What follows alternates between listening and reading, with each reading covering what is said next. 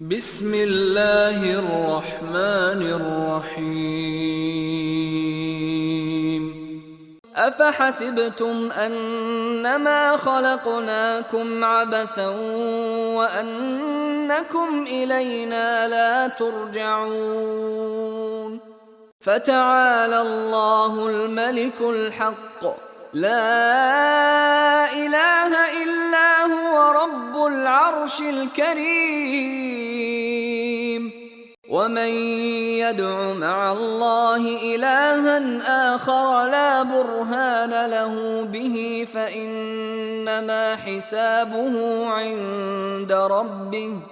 إنه لا يفلح الكافرون